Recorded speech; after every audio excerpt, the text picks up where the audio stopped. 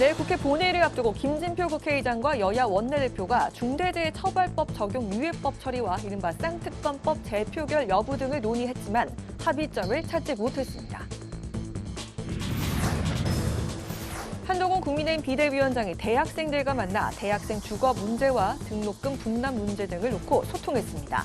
한 위원장은 경쟁 시대 속 청년들에게 죄송한 마음이라며 선거를 앞두고 허황된 약속은 하지 않겠다고 강조했습니다. 이재명 민주당 대표가 군부대를 방문해 장병 처우 개선을 약속했습니다. 당 정책위에서도 예비군 기간 단축과 사병 휴대전화 요금 할인폭 확대 등 장병 복지를 위한 5호 공약을 발표했습니다. 전직 의원들의 시각으로 정치권 핵심 이슈를 풀어보는 여의도 정치회전. 윤 대통령과 한동훈 비대위원장의 갈등이 봉합 수순에 들어간 가운데 여전히 남은 갈등의 불씨는 어떻게 해소될 것인지 짚어보고 개혁신당과 한국의 희망 합당 선언이 제3시대 빅텐트의 물꼬를 틀 수 있을지 전망해보겠습니다.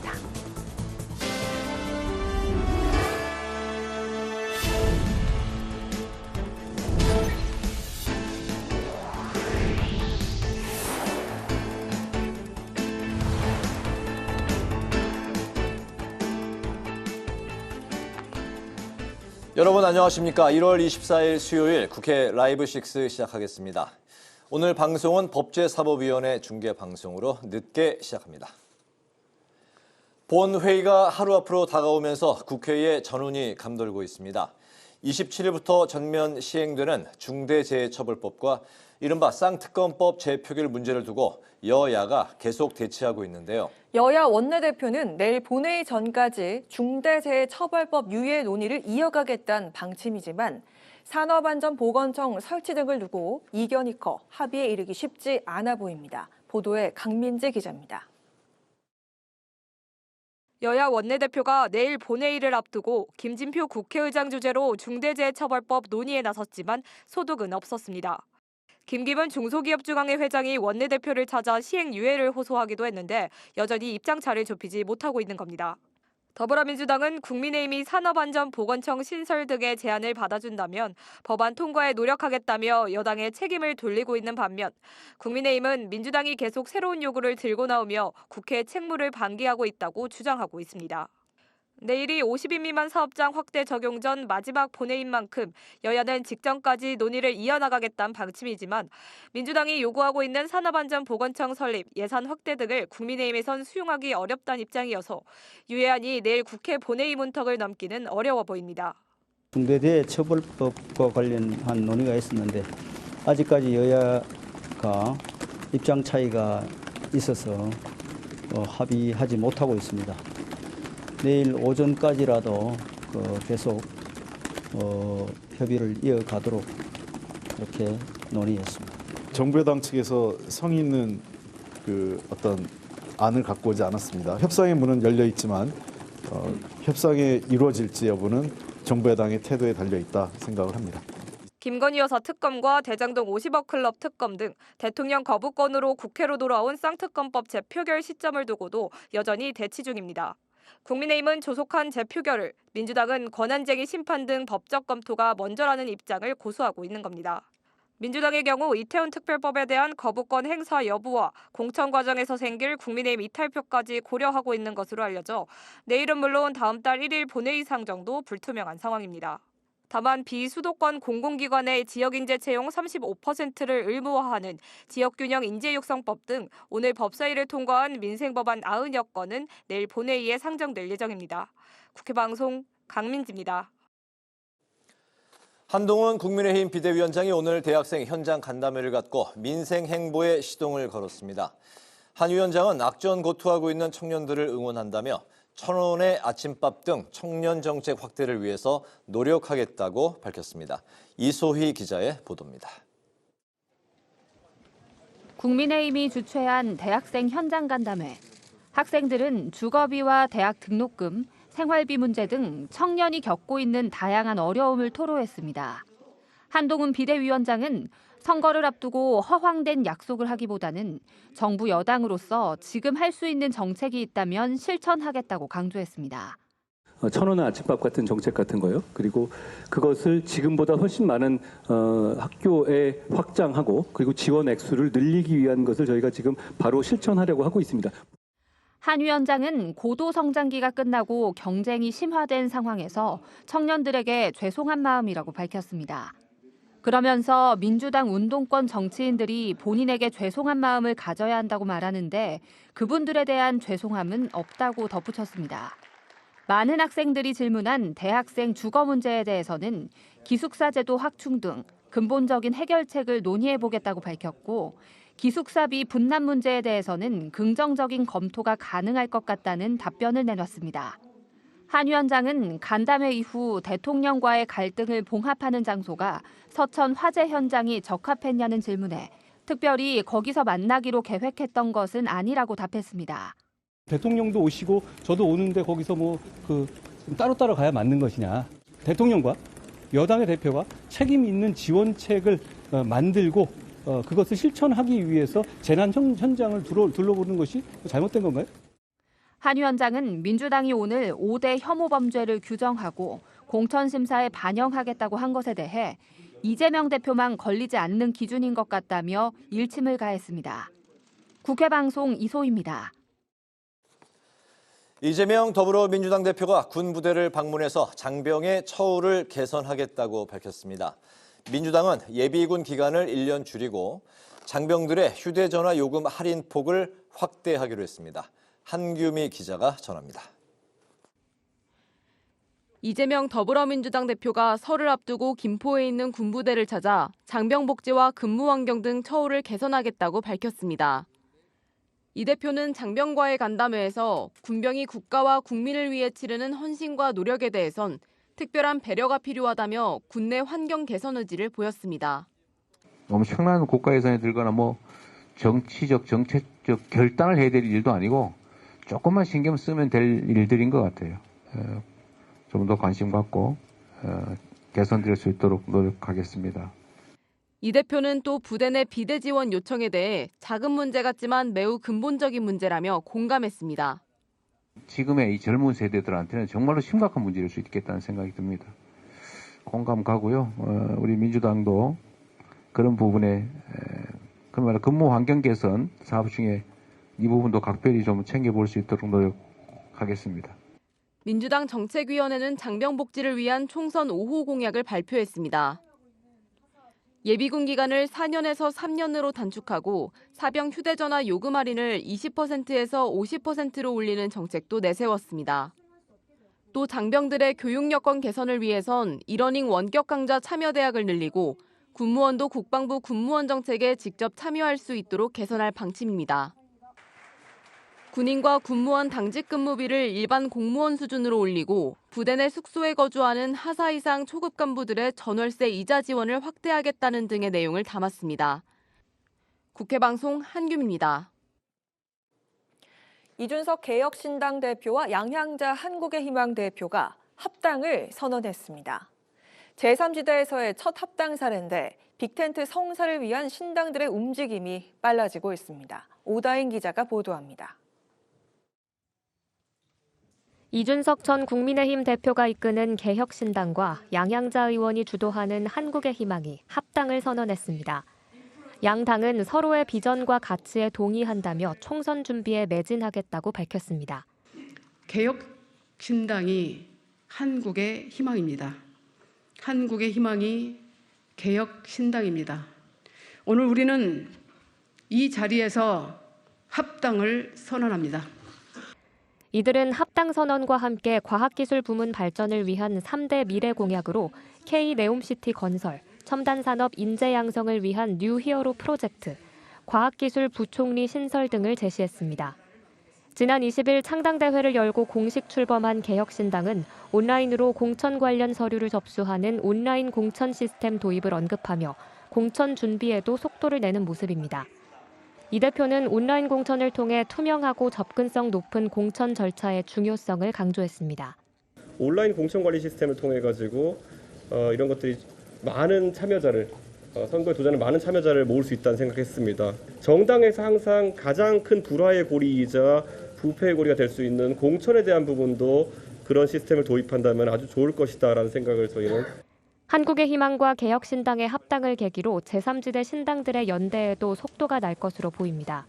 민주당 탈당 세력인 새로운 미래와 미래대연합은 우선 하나의 당으로 합친 후 개혁신당과의 통합 또는 선거 연대에 나설 것을 시사했습니다. 하나의 당으로 3파전 구도를 만드는 게 일환이고 그게 안 되면 아무래도 민주당 출신의 신당 그리고 국민의힘 출신의 신당 이 두 개의 3당 4당이 4파전을 벌이는 뭐 이런 상황이 두 번째인데 이런 경우에 선거 연대를 할 수 있겠죠. 미래대연합과 새로운 미래는 이번 주 안으로 합당 논의를 마무리할 가능성이 높은 것으로 알려졌습니다. 국회방송 오다인입니다.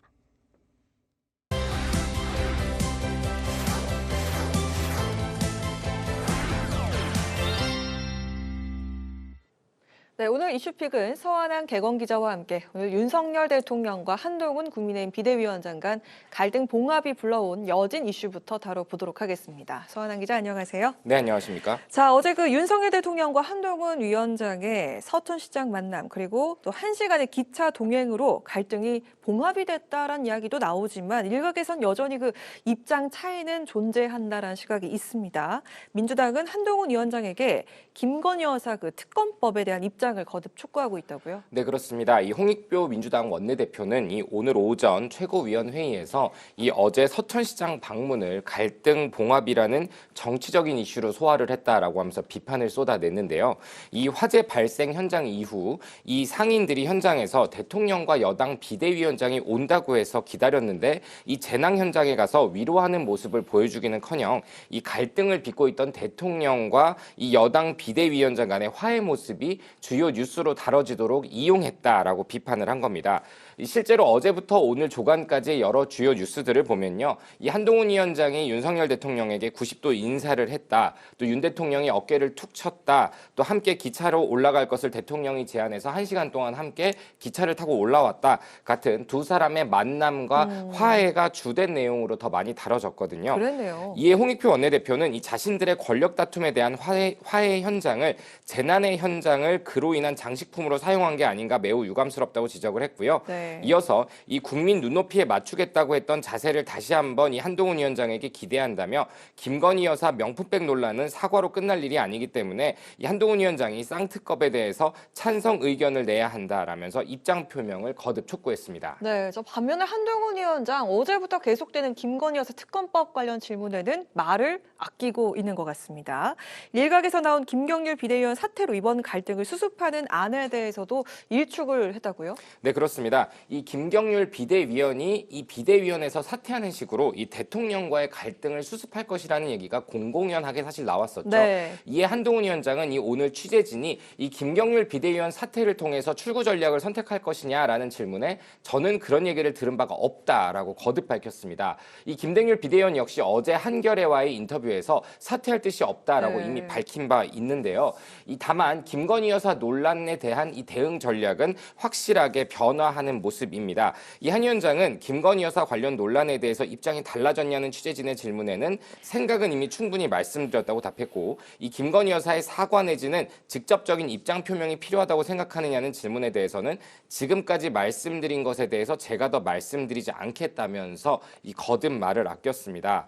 이 앞서 김 여사 논란에 대해서 국민께서 걱정하실 만한 부분이 있었다고 생각한다고 말했다가 이 친윤계와 대통령실의 반발을 사면서 갈등까지 이어지자 이에 대해서 외면하는 전략을 선택한 셈입니다. 하지만 이 YTN이 한 여론조사 등에 따르면 이 응답자 10명 중에 7명꼴로 여전히 김건희 여사 논란에 대해서 대통령이 설명해야 한다라고 답했다고 하죠. 네. 이 총선이 가까워질수록 리스크가 커질 수 있기 때문인데 이 윤석열 대통령과 한동훈 위원장의 갈등설은 언제든지 총선이 가까워지면 다시 수면 위로 등장할 수 있을 것 같습니다. 네, 민주당이 로고를 바꿨더라고요. 8년 만에 로고 바꿨다고 하는데 더불어는 좀 작아지고 민주당 이 세 글자를 좀 강조를 한 것 같더라고요. 다 같이 그 티셔츠도 입고 사진 찍던데 그 민주주의 확대를 위한 그 가치를 반영했다고 하는데 자, 이 바뀐 로고 좀 어떤 의미 갖고 있습니까? 네, 정치에 있어서 사실 로고는 상징하는 바가 굉장히 큽니다. 특히 미국처럼 오랜 역사를 가진 정당들은 이 로고와 당명을 쉽게 바꾸지 네. 않으면서 이 아이덴티티를 지켜나가는 게 굉장히 중요합니다.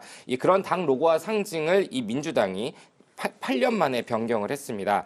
이전 이 PI 상징은 이 전신이었던 새정치민주연합에서 더불어민주당으로 당명을 개정한 뒤에 2016년 1월에 만들어졌었는데요. 이 기존 로고와 좀 비교를 해보면요. 민주당의 새 로고는 기존 로고보다 말씀하셨던 것처럼 민주당이라는 글자를 좀 더 크게 배치를 했습니다. 네. 이 민주당의 오랜 당명의 아이덴티티에 더 힘을 실어주는 건데요. 또 기존 로고의 단단한 디자인을 더 강화해서 이 국민의 신뢰를 이어가는 한편 68년간 민주주의를 지킨 민주당의 정체성을 부각시키기 위해 했다라고 설명을 했습니다. 또 배경으로 이 파랑과 보라, 이 초록의 3색을 채택을 했습니다. 이는 각각 민주, 미래, 희망을 상징을 하는데요. 또 펄럭이는 깃발 모양을 선택해서 시대에 맞게 다양한 가치를 품고 변화해 나아가는 이 민주당의 모습을 상징했다라고 설명을 했습니다. 이 세 가지 색을 사용하는 것은 이 제3지대 신당들이 사용하고 있는 색상과 차별화하는 의미도 있습니다. 이번 이 PI 작업은 이 LG전자 상무 출신으로 지난달 당에 새로 임명된 이 한웅현 홍보위원장이 주도했다고 하는데요. 네. 이 앞서 리포트에서 보신 것처럼 이재명 대표는 오늘 설을 앞두고 군부대를 격려 방문해서 총선 대비 군 장병 복지 공약도 내놓았죠. 총선을 앞두고 새로운 이미지로 또 민생 정치를 더 실현하겠다는 의지가 읽히는 부분입니다. 네, 또 그리고 이준석 대표와 양양자 대표는 또 오렌지색의 당 컬러를 공개한 적이 있습니다. 또 오늘 합당 선언까지 있었는데 이미 그 예상이 됐었다라는 시각도 있는데 이번 합당이 그 빅텐트 구성의 마중물이 좀 될 수 있을까요? 어떻게 보십니까? 네, 이 앞서서 이준석 개헌신당 대표와 이 양양자 한국의 희망 대표의 합당 뉴스 리포트 보셨을 텐데 이 원래 양양자 대표와 이준석 대표는 그 전에도 반도체만으로도 몇 시간 동안 대화를 나눴는데 이 정치 입문 이후에 이런 대화를 한 적은 처음이었다면서 대화가 잘 통한다는 느낌이 좀 들었어요. 네, 그렇습니다. 그러면서 이 산업기술 발전의 이 필요성만으로도 공감대를 이뤘던 적은 처음이었다라고 얘기를 했던 적이 있는데요. 이 오늘 합당 선언에서는 오늘보다 나은 내일을 만들기 위해서 이 첨단 기술 강국을 만드는 것을 최우선적으로 추진하겠다라고 강조를 했습니다. 이 개혁신당 30대부터 50대까지의 보수 지지층을 기반으로 세를 확장하고 있고요. 한국의 희망은 호남을 기반으로 과학기술 정책 공약에 집중하는 모습을 보이고 있는데요. 이 총선을 7일 앞둔 이 상황에서 이런 합당은 이 제3지대 진영이 본격적인 통합에 나섰다는 평으로 이어지고 있습니다. 이 새로운 미래 국민소통위원장이기도 한 신경민 전 의원은 이 창당 준비위원회의에서 오늘 합당에 대해 중텐트라고 평가를 한 뒤 빅텐트를 향해 가는 미래대 연합의 계획은 그대로 진행되는 것으로 이해하고 있다라고 평가하기도 했습니다. 앞서서 이미 미래대연합이 월요일 날이죠. 새로운 기획, 개혁신당, 한국의 희망, 또 새로운 선택까지 모두 이 5개의 세력이 함께 통합을 하자라고 정식으로 제안을 해서 대화가 이루어지고 있는데요. 이 뜻이 조금 더 가까운 세력들끼리 먼저 합당해서 세력을 키우고 또 이슈를 더 만들어가는 과정을 통해서 효과를 발휘할 수 있는 빅텐트까지 나아가려 하는 것인데 문제는 이 보수와 진보 스펙트럼이 워낙 다양한 정치인들이 모여서 이 빅텐트로 와야 되기 때문에 과연 이 빅텐트가 하나의 정책 또 하나의 정치 모델로 의견을 모아서 발족할 수 있을지는 조금 더 지켜봐야 될 것 같습니다. 기자님이 보시기에는 다른 신당과 추가 합당 있을까요? 없을까요? 가능성 어떻게 보십니까? 이준석 대표가 그런 얘기를 한 적이 있거든요. 네. 이번에만 떴다로 만들어지면 안 된다. 향후 존속성이 있어야 된다라고 얘기한다는 건 결국에 말씀드렸던 것처럼 정책과 정치 모델에 대한 하나의 의견을 모아야 된다라는 건데 그 부분에 있어서 너무나 많은 스펙트럼이 있어서 그 부분을 얼만큼 누가 이끌어가는지가 중요할 것 같습니다. 네, 좋습니다. 오늘 말씀 여기까지 듣겠습니다. 서한한 기자 고맙습니다.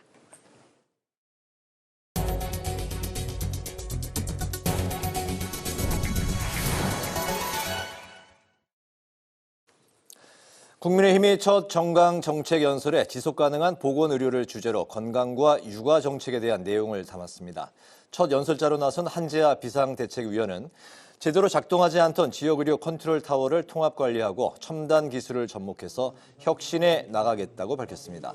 또 배우자 1개월 출산 휴가를 의무화하고 육아휴직급여를 최대 210만 원까지 높이는 등 저출생 대책에 관한 공약도 재차 언급하며 약자를 위한 복지 향상을 약속했습니다.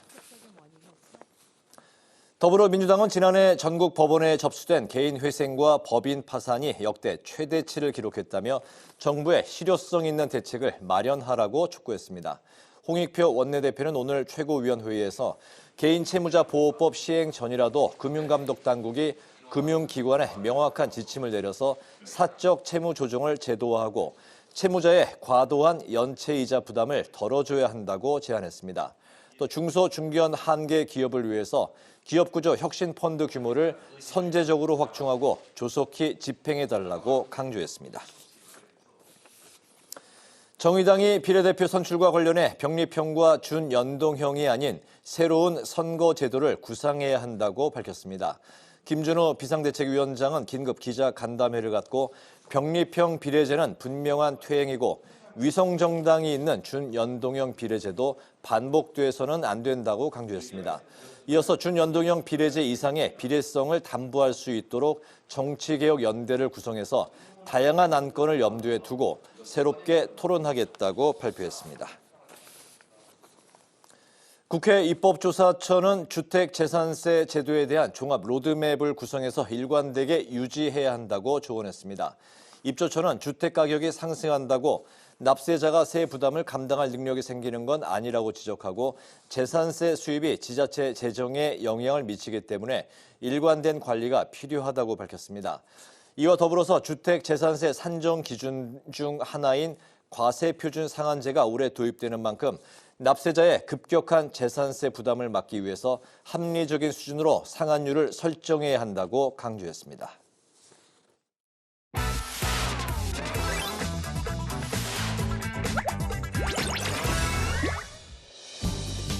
1월 24일 강아랑이 전해주는 정치권의 뜨거운 말말말 강아랑의 정치랑입니다.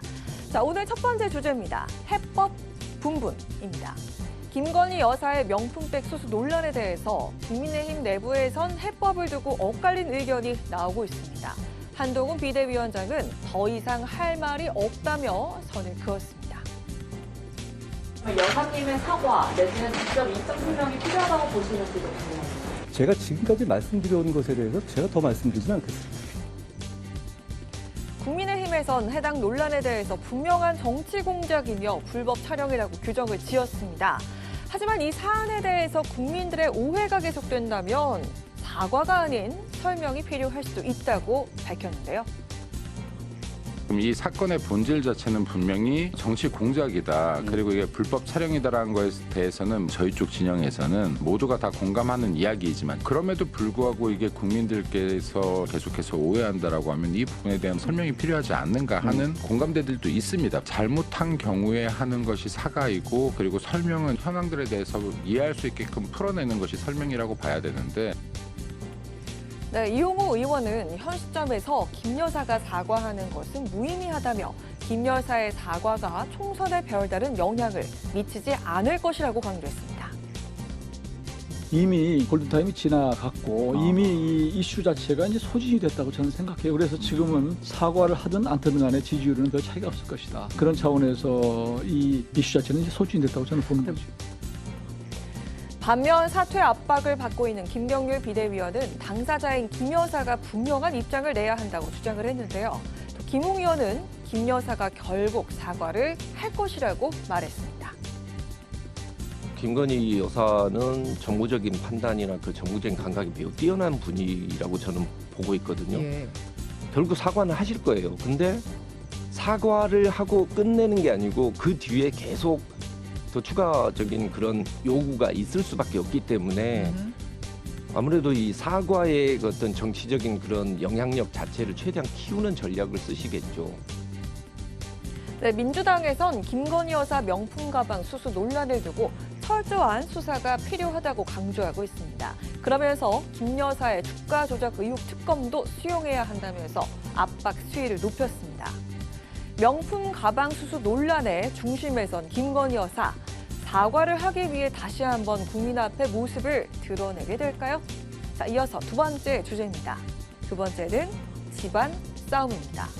더불어민주당 내 경선 다툼이 확대되는 분위기입니다. 양이원영 의원과 이수진 의원 등 당내 대표적인 친명계 비례대표 의원들이 비명계 현역 의원 지역구에 잇따라 출사표를 던지고 있기 때문입니다. 이수진 의원은 지난 22일 비명계인 윤영찬 의원 지역구인 경기 성남 중원에 출마를 선언했고요. 양이원영 의원은 현재 양기대 의원의 지역구인 경기 광명을에 출사표를 나란히 던졌습니다. 국민의힘에 있어도 이상하지 않는 민주당답지 않은 정치인이라는 조롱이 여기저기에서 들립니다. 당대표가 검찰 독재의 칼날에 난도질을 당하는 상황에서 당대표 체포 동의안에 왜 가결표를 던지셨습니까? 이재명 대표의 심장을 뺏길 수는 없다는 절박함으로 호소드립니다. 배신과 분열의 상처를 주면서 민주당의 이름으로 출마하겠다는 상황을 더는 두고 볼 수 없습니다. 네, 양이원영 의원과 이수진 의원 외에도 비례대표 의원 다수가 자당의 현역 의원 지역구의 예비 후보로 나선 상황인데요. 김희경 의원은 비명계인 신영대 의원 지역구 전북 군산에, 김병주 의원은 동교동계인 김한정 의원의 지역구 경기 남양주 을에, 그리고 이동주 의원은 친문인 홍영표 의원의 지역구 인천 부평구 을에서 출마를 하겠다고 밝힌 겁니다. 때문에 비례대표가 재선에 도전할 경우 같은 당 현역 의원 지역구는 피한다는 그간의 관례가 깨지게 됐습니다. 비명계에선 이재명 대표가 친명계 자객 출마를 사실상 용인하고 있다면서 불만을 터뜨리고 있는데요. 이수진 의원의 도전을 받은 윤영찬 의원은 성남 중원에 아무런 연고가 없는 후보가 지역을 바꿔서 출마하겠다는 건 명분도 없는 선사후사일 뿐이라면서 지적을 했습니다. 비명계 의원들의 일단 탈당에 이어서 또다시 내분이 고조될 조짐이 보이자 당 지도부는 단합과 존중을 강조하면서 자제를 촉구했습니다. 경쟁은 치열하게 해야 돼, 공정하게 해야 되고 경쟁자 역시 같은 당 안에 있는 당내 동지이기 때문에 같은 동지로서의 존중과 배려도 경쟁 과정에서 잊지 않아야 된다. 일각에서 당내 경선이 친명 대 비명 구도로 흘러갈 수 있다는 우려와 함께 자칫 계파 갈등이 집안 싸움으로도 번질 수 있다는 경고가 나오고 있습니다. 지도부의 당부처럼 존중과 배려가 있는 공천 경쟁이 되길 바라봅니다. 지금까지 강아랑의 정치랑이었습니다.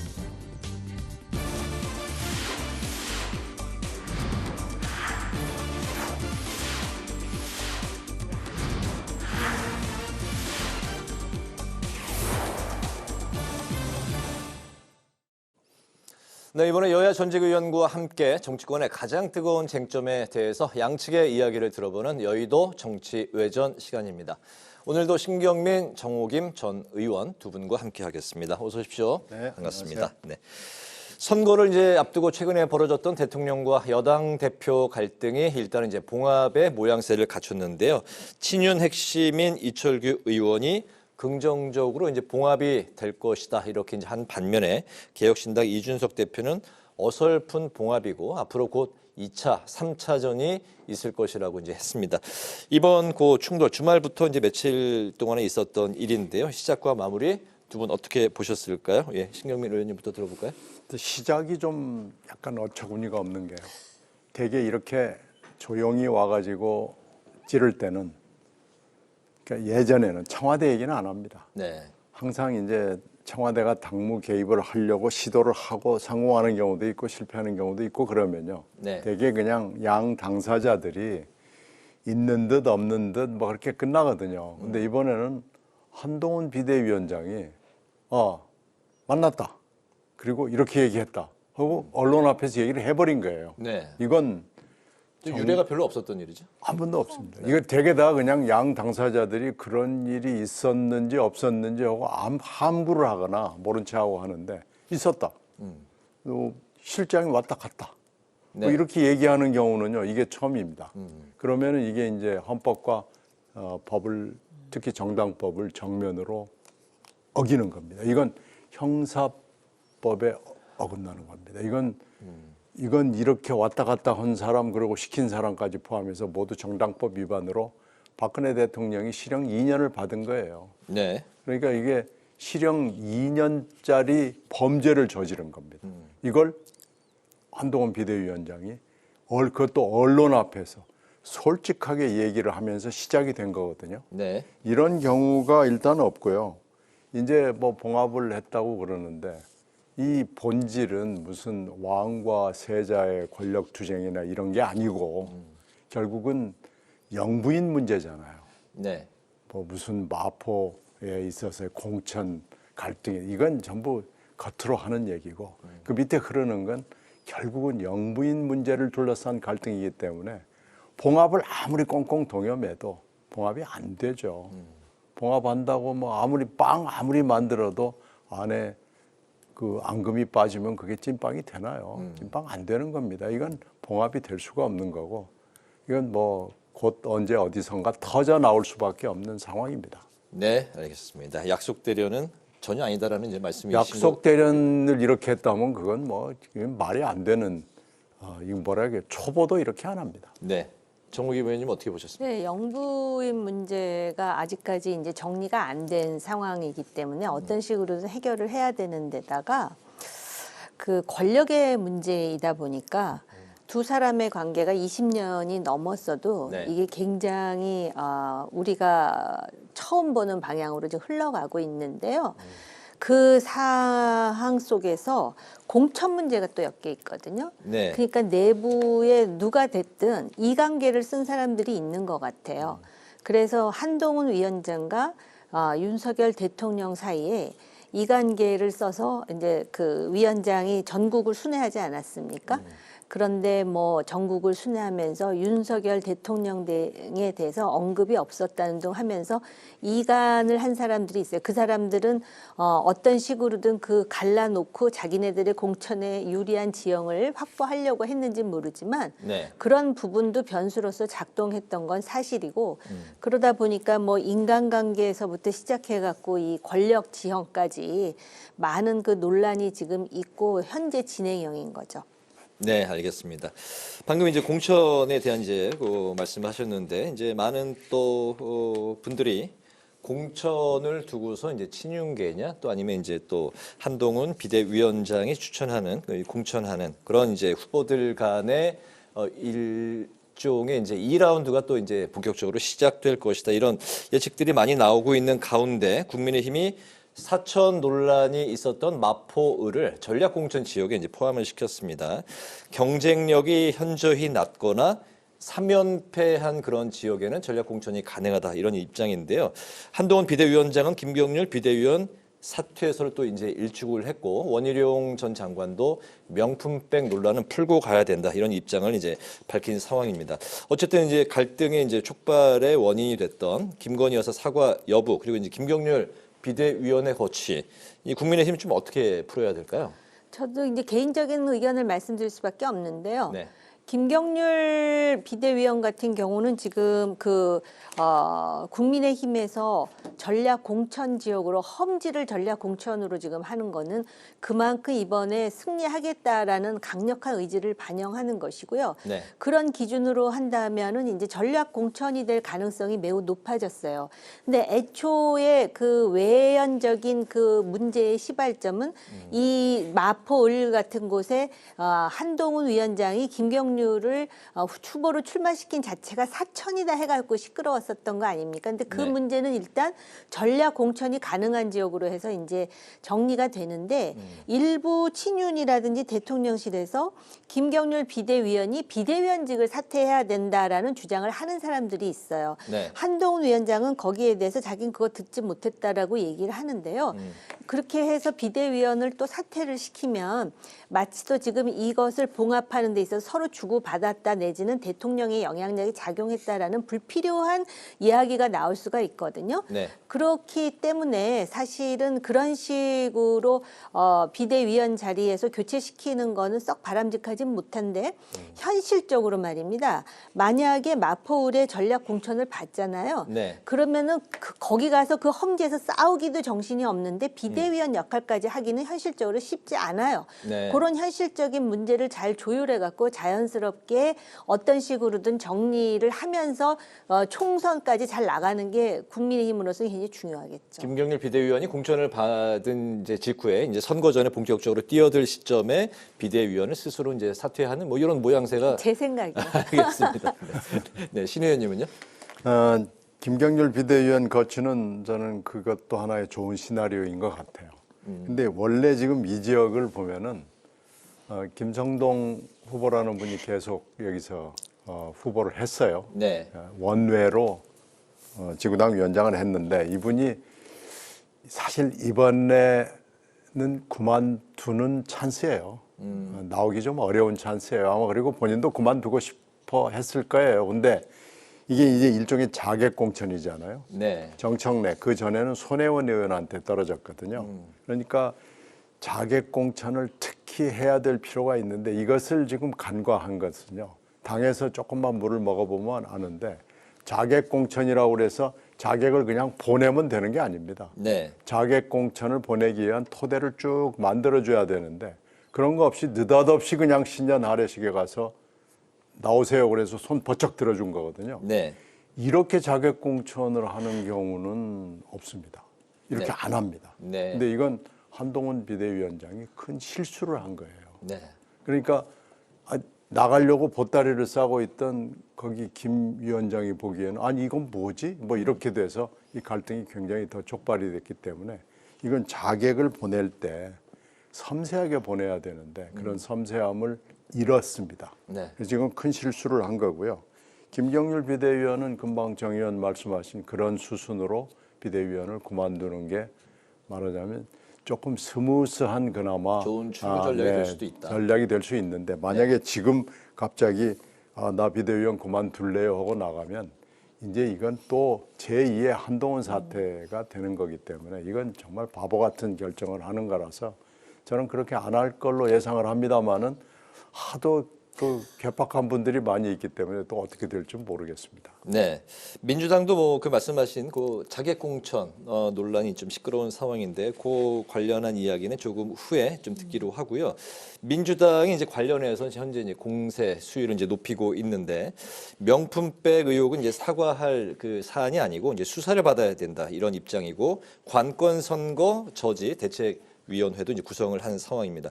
민주당이 이제 총선을 불과 이제 80여일 앞두고 있는 상황에서 김건희 여사 그리고 이제 윤한 갈등을 총선에 최대한 좀 활용할 전략으로 앞으로 이제 펼칠 것인지 좀 어떻게 보십니까? 이건 참 좋은 소재죠. 왜 그러냐면 몇 년 전에 옥새 들고 나르샤 김무성 당대표 시절에 그걸 기억할 거예요. 네. 옥새 들고 나르샤를 훨씬 뛰어넘는 SF급 활극이 벌어진 겁니다. 비대위원장을 갑자기 날려버리는 거거든요. 그것도 대통령이 비서실장을 보내가지고. 이건 옥새 파동보다도 훨씬 더 급수나 충격파가 높아요. 네. 그러니까 이건 선거 지금 80일도 안 남은 상황에서 이런 일을 한다는 것은요. 선거를 무지 모르거나 국민을 우습게 하거나 아니면 둘 다 가나 합니다. 네. 이렇게 하는 경우는요. 네. 독재 국가에도 이렇게 안 합니다. 그러니까 되게 그때는 조심조심하거든요. 네. 안 하던 짓도 하고 하던 짓도 안 하고 그러는 게 선거 기간이고 선거 80일 앞두고는요. 네. 저기 한 걸음 한 걸음을 조심조심하는 게 맞는데 이번에는 사실 전혀 뜻밖의 상황에서 전혀 뜻밖의 활극이 벌어진 겁니다. 네, 네. 윤한 갈등을 이제 최대한 좀 활용할 것이다라는 이제 입장이신 것 같고요. 그러니까 그걸 활용하지 않는다면 민주당이 아닌 거죠. 예.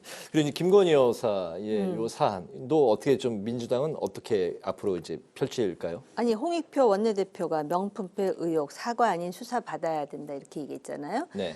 저는 일단 이런 면이 있어요. 그거 동영상으로 그대로 다 나와 있잖아요. 네. 수사를 받아야 돼요. 누가 받아야 되느냐? 몰카 공작한 그 사람 받아야 돼요.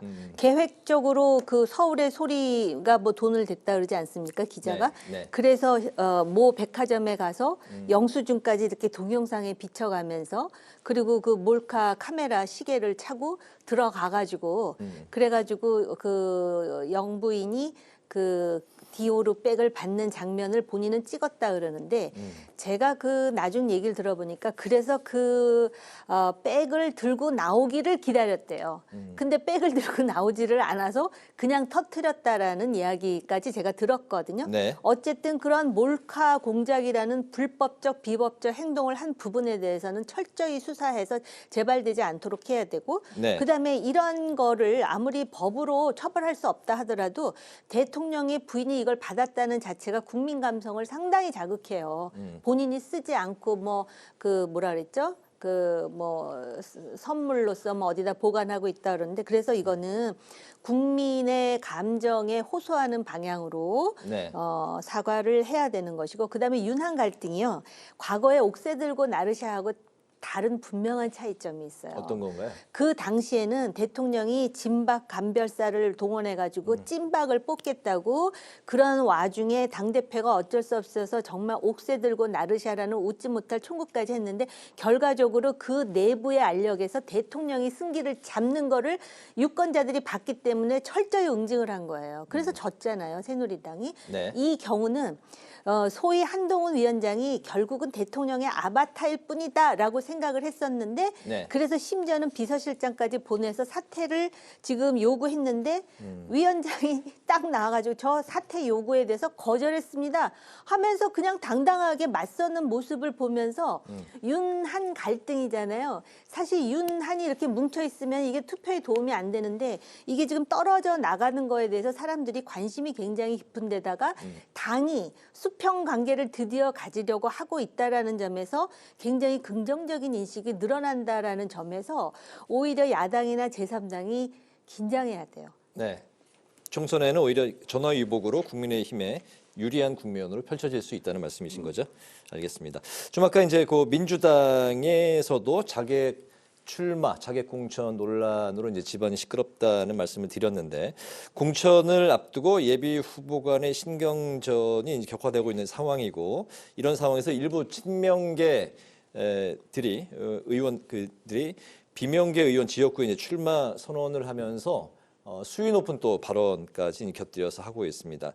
같은 당의 의원에게 이제 비난의 화살을 날리면서 출마 선언을 하고 있는 이런 상황 좀 어떻게 봐야 될까요? 예. 일단 4년 전에 너무 많은 사람들이 당선이 됐어요. 그런데 이번에도 아마 야당에서는 그 소위 정권 심판론이 강하기 때문에 출마만 하면 수도권에서 특히 당선될 수 있다라는 생각이 되니까 네. 너도 나도 출마하고 싶어 해요. 그러니까 이제 자꾸 밀어내기를 하는데 1차 타겟이 누구냐? 친문이나 비명이 되는 거예요. 그러니까 탈당하신 분들 외에 남아있는 사람들, 특히 그중에 국회의원인 사람들 지역구에 가가지고 나는 친명입니다. 저 사람은 비명이라 투표 때 체포동의 안에 찬성표 던졌어요. 막 이래가면서 결국은 막 비판을 하는 거죠. 비난을 하는. 지금 그런 웃지 못할 상황까지 벌어지는. 그리고 그다음엔 어떤 일이 벌어지느냐. 친명과 찐명 또는 친명과 신명 간의 싸움이 있을 거예요. 이게 아마 굉장히 진짜 보기 딱한 상황인데 이런 상황에서 지금 당대표가 아무 소리도 안 하고 있거든요. 네. 그럼 도대체 뭐가 통합 공천이라는 것인지 결국은 이제 이게 앞으로 77일 남았거든요. 오늘로 선거가. 네. 네. 그러면 87일. 지금 77일입니다. 87일인가요? 네, 87일. 그렇게 되면은 지금은 막 국민의힘이 들썩들썩하는 것 같죠. 네. 나중에 이 민주당이 어떤 상황이 될지 누구도 예측하기 쉽지 않아요. 네. 친명대 이제 그 비명계 간의 이제 공천 경쟁 격화되고 있는 상황을 말씀해 주셨는데 이제 신 의원님께는 요 관련한 좀 비슷한 질문을 또 드리겠습니다. 민주당이 이제 86이나 이제 중진의 감점을 주지는 않겠다라고 이제 밝혔지만 공관위원장이 자발적으로 멈추는 것이 좋지 않겠냐, 지지불태라는 표현도 썼고 또 검찰 정권 탄생에 기여한 분들은 책임감을 느껴야 한다. 묘한 뉘앙스로 이제 말씀을 하셨는데요.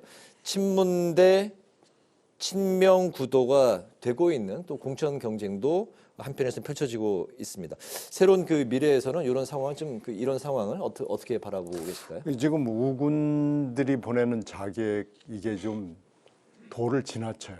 물론 요인이야 아까 정 의원이 말씀하신 대로 네. 너무 많이 민주당이 당선이 됐고 정권 심판론이 지금 뭐 굉장히 팽배하기 때문에 그렇다고도 하지만 그거보다도 더 근본적인 이유는 이 친명 일색의 분위기가 민주당을 휩싸고 있거든요. 네. 그래서 지금은 반명 비명만 갈라내는 게 아니고 이제는 뭐 수박들이 나갔다 그러면서 수박 비슷한 사람도 다 나가라 이러면서 지금 친문 그러니까 문재인 정권 때 요직을 지냈던 사람은 다 나가라 이렇게 따지면 정말로 이제 찐명만 남는 민주당을 원하는 거 아니냐라는 불안감이 민주당 안을 휩싸고 있고요. 네.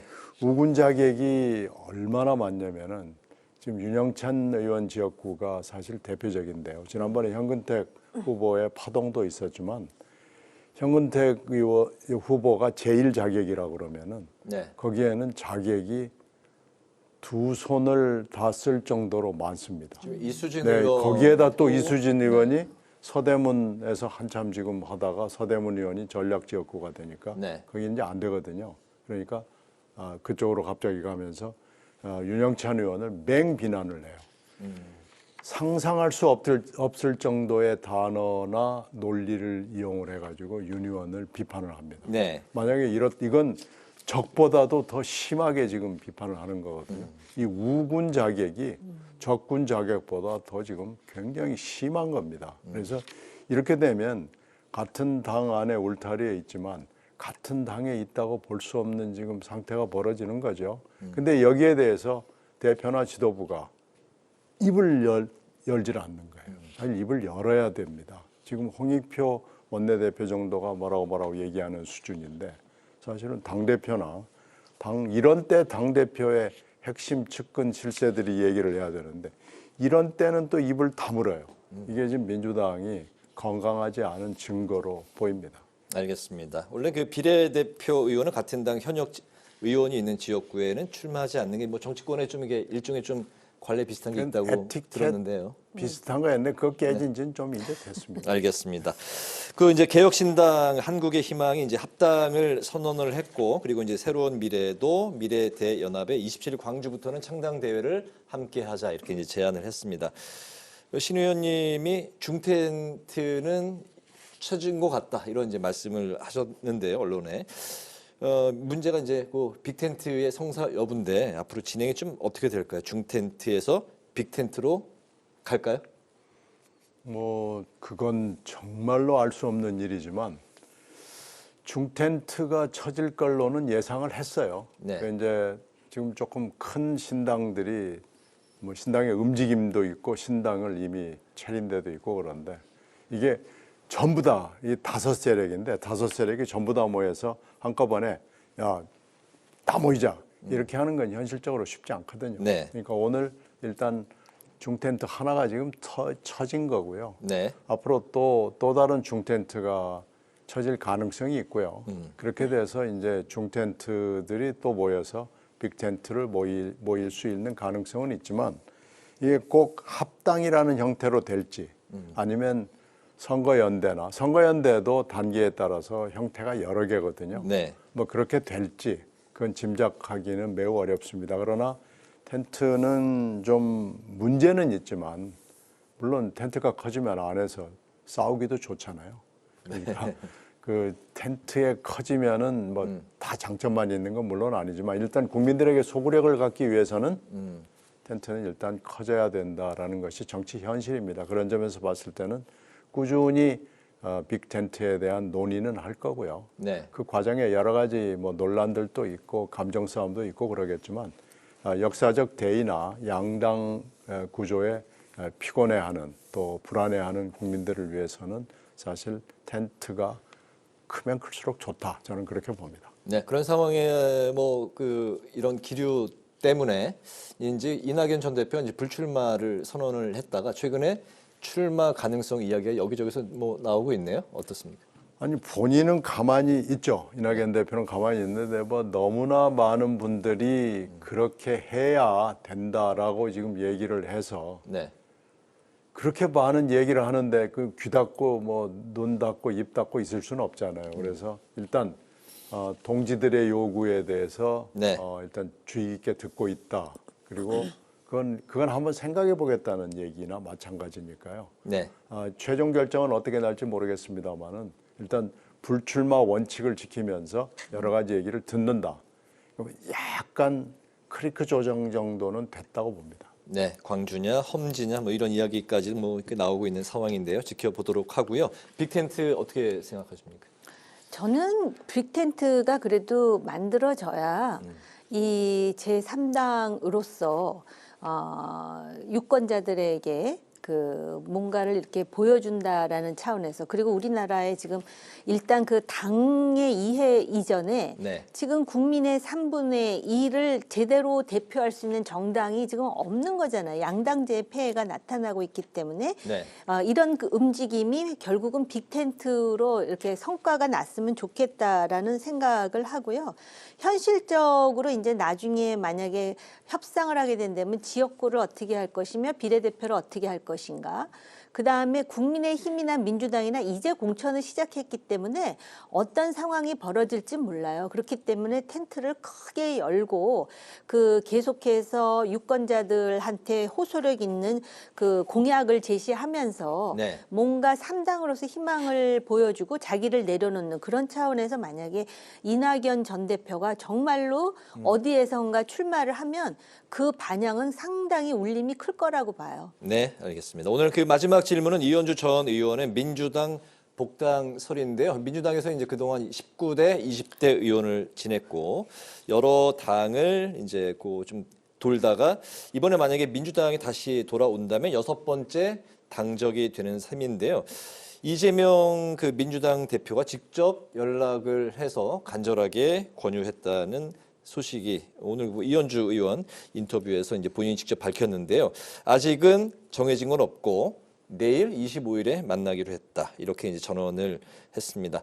이현주 전 의원의 민주당 복당설 두 분 어떻게 생각하시는지 이 부분을 좀 짧게 들어볼까요? 네, 본인의 결정이니까 존중은 해줘야 되겠죠. 지금 어디에도 안착을 못하는 이현주 의원이 어떻게 보면 한국의 정치의 현실인 것 같기도 해요. 네. 근데 지금 7년 동안 너무나 많이 돌아다녀서 국민들한테 설명하기는 좀 쉽지 않아 보여요. 그래서 이걸 좀 본인이 어떻게 설명할지 저도 좀 기대됩니다. 이렇게 오늘 인터뷰를 하던데요. 그 민주당이 다시 돌아가더라도 나는 제3지대로 남겠다. 그런 공간을 열어주면 고려해보겠다. 그게 무슨 얘기인지 저는 해석을 못하겠는데 한국 정치 현실이 참 요지경이긴 하지만 어디에도 안착 못하고 이렇게 돌아다녔던 의원이 그렇게 많았던 것으로 기억되지는 않고요. 결국은 왜 우리나라 어르신들이 그런 말 해요. 자기가 침 뱉은 우물 결국 자기가 마시는 경우가 있다라는 얘기를 하는데 과거에 문재인 정권에 대해서 엄청나게 비난을 했던 것으로 기억을 하는데요. 글쎄요, 이게 우리 정치 현실을 반영했다고는 하지만 이걸 해석하기에 따라서는 자신의 정치적 이해에 따라 움직인다라고 그렇게 해석하는 사람들도 있을 것 같아요. 그리고 어쨌든 국민의힘 당원이었잖아요. 근데 그 당에 대한 애정으로 생산적 비판을 한 게 아니라 결국 이렇게 하려고 그랬었나? 물론 아직 민주당으로 간 건 아니지만 내일 만나고 이렇게 공개가 되는 걸 봐서는 거의 지금 민주당으로 가려는 걸까? 이런 상상을 하게 되네요. 알겠습니다. 이제 오늘 그 여의도 정치회전 마칠 시간이 됐는데요. 끝으로 그동안 품격 있는 논평으로 오랫동안 이 시간에 함께 해주셨던 신경민 전 의원님께서 오늘 마지막 시간을 갖게 됐습니다. 그동안 한 2년 정도 하셨던 것 같은데요. 무척 감사했다는 말씀을 드리고 싶고 정치의 그 언어의 품격을 이게 좀 어떤 건지 제대로 보여주셨던 것 같습니다. 그동안 많은 걸 느꼈고요. 그간의 이제 소회 그리고 이제 앞으로 계획에 대해서 오늘 마지막으로 좀 들어볼까요? 그래서 이제 정치가 현재 미래 문제를 얘기를 해야 되죠. 근데 이제 그렇게 되지 못했던 것 같아요. 그건 제 책임은 아니고요. 네. 한국 정치의 현실인데요. 합리적인 상식이 흐르는 정치가 됐으면 좋겠다는 생각을 하고 있고요. 저는 일단은 새로운 미래라는 신당에 가서 열심히 노력을 할 거고 텐트를 하여튼 어떻게든지 넓게 쳐서 그 안에서 하여튼 뭔가 해보려고 노력을 할 겁니다. 네, 텐트 안에서 앞으로 또 신경민 의원님의 또 행보도 저희가 관심 있게 지켜보도록 하겠습니다. 여의도 정치외전 이제 마칠 시간이 됐습니다. 지금까지 신경민 전 의원, 정호김 전 의원 두 분과 함께했습니다. 오늘도 말씀 잘 들었습니다. 고맙습니다. 네, 고맙습니다. 네, 오늘 국회 라이브 6도 여기서 마치겠습니다. 시청해주신 여러분 고맙습니다.